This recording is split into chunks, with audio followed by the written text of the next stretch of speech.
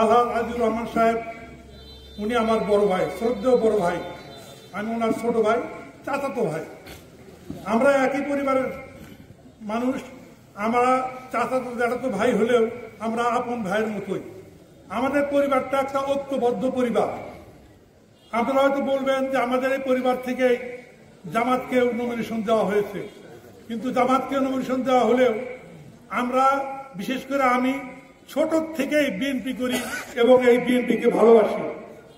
আজকে রৌমারী থানার সংগ্রামী আহ্বায়ক জনাব আব্দুর রাজ্জাক, সদস্য সচিব রঞ্জু, এদের সাথে আমি অনেক আগে থেকেই এই রৌমারীতে যুবদল করে আসতেছি। এই জন্যেই আমার এক ভাই, যদিও দাঁড়িপাল্লার প্রার্থী, আমরা ওই দিকে না দিতে আমরা আমার এই বড় ভাই ধানের শীষের আদর্শকে লালন পালন করে এনার পিছনে আমরা এলাকাবাসীরা কাজ করতেছি। আপনাদেরকে অনুরোধ করব, ভোট একটা চ্যালেঞ্জের ব্যাপার। ভোটে দাঁড়ায় যদি আমরা মানুষের কাছে যা ভোট না চাই, মানুষ আমাদেরকে ভোট দেবে না। আমাদের প্রার্থীরা, আমাদের অপোজিশন প্রার্থীরা যদি 10টা বাড়িতে যা ভোট চায়, আমাদের 15টা বাড়িতে যা ভোট চাইতে হবে।